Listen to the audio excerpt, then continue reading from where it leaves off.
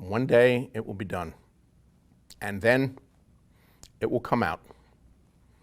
And then the next day, someone will tweet me, "When will we see a dream of spring?" YouTube is absolutely packed with videos about the winds of winter, but this video is going to focus on A Dream of Spring, the final book in the Song of Ice and Fire series, because that's what really matters. Getting a satisfying ending to the whole story.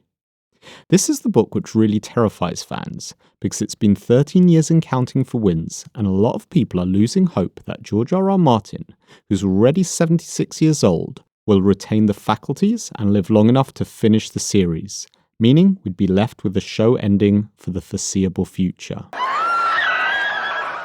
But as Christmas approaches, I have some good news to share, because Dream might be a much easier book to write than Winds.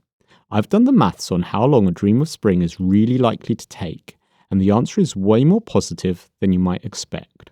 Spoilers ahead. Before we can predict how long Dream will take to write, we need to understand why Winds is taking so long.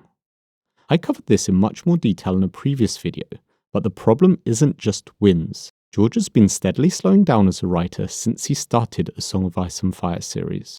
For the first 3 books, A Game of Thrones, Clash of Kings, and Storm of Swords, George was averaging about 350 published pages a year, which is pretty fast, as that includes drafting, editing, and publishing, and even George isn't entirely immune to publisher interference.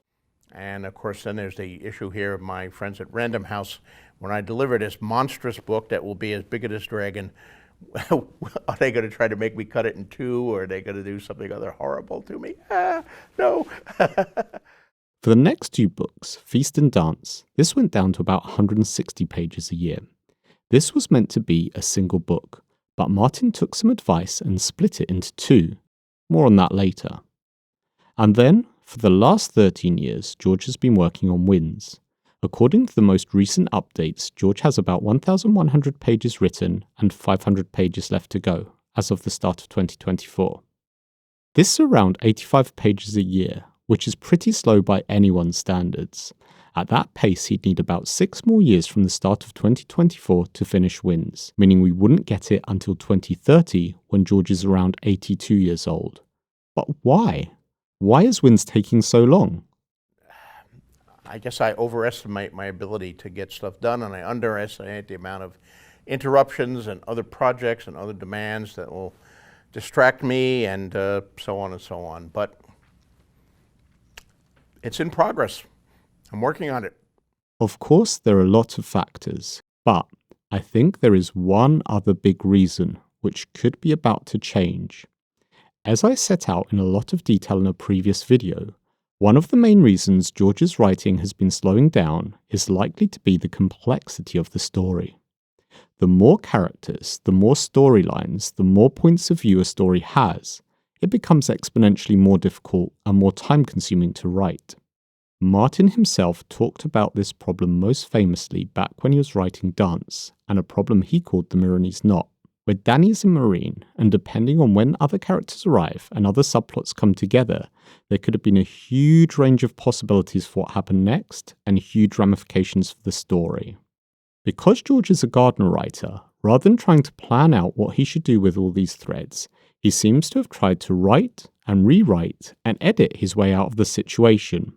In 2009, George admitted he had been worrying about resolving this plot point since 2005, so this affected him for at least 4 years. But Winds is much worse. After George split the books, Feast had 12 POV characters and Dance had 16, with 6 or 7 main characters coming together in Marine. In Winds, we'll have 21 POV characters. That's all of those that survived Dance and Feast, plus 1 from the prologue, and all of these threads are slowly coming together. This creates exponentially more possibilities for Gardner George to try and write his way out of, as he gets more and more frustrated and depressed. And this begs the question, why am I optimistic for Dream when the series has been getting more and more complex over time? Won't Dream continue this trend and get even worse? Well, in keeping with the grimdark setting, Our greatest hope for spring is death.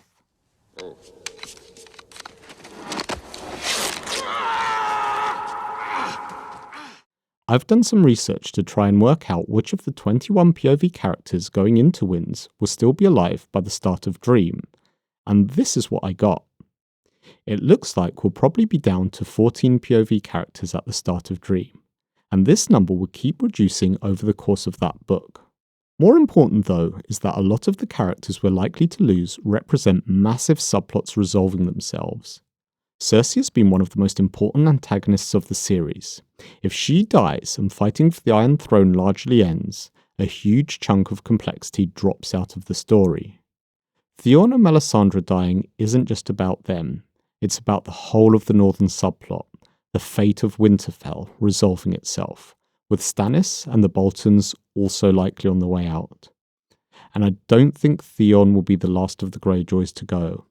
I'd expect Aeron and or Victarion to depart in Winds or Spring, and the whole subplot around Euron to be done pretty soon too, along with the Dornish subplot and perhaps even young Griff's claim to the Iron Throne.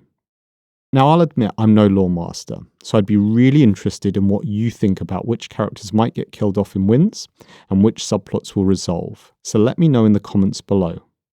But if I am right, or even close, this doesn't leave Martin with a huge amount to resolve in Spring.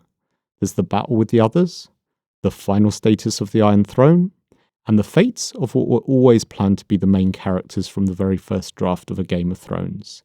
Arya, Sansa, Bran, Jon, Dany and Tyrion, but not a huge amount else. And on top of this, we know George already has an ending in mind. I know the ending in broad strokes, but broad strokes are just broad strokes, and the devil is in the details. So as I write these last two books, I'll be moving toward the endings that I've known since 1991, but many of the fine details may be moved around and changed and things like that. So not only does George have fewer moving parts in Dream, he'll have a much stronger idea of how he's going to put them together. Of course, George will introduce some new side characters, but I can't see them being particularly important, and certainly not characters which will introduce the level of complexity being resolved in Winds. Dream will almost certainly be a simpler and shorter book than Winds, and there's even more good news. Earlier in the video, I said that if George carried on at his current pace, we wouldn't get Winds until 2030. But what if he's already done a lot of the hard yards? What if he's already resolved some of these subplots? I built out a simple mathematical model of how fast George might be with different numbers of POV characters, and you can see some scenarios I've run on the screen now. In what I think is the most likely case of around 14 POVs and 1,000 pages for Dream, Martin should have completed his magnum opus by the start of 2033. And if he shrinks those POV and page counts further, it could be even faster, and we could get an end of the story by 2030. If you could spare a moment to help me out, I'd love it if you could hit like and subscribe and let me know what you feel about all of this. Do you think we'll ever see a Dream of Spring, or am I just being too optimistic? Leave a comment, and until next time, keep writing.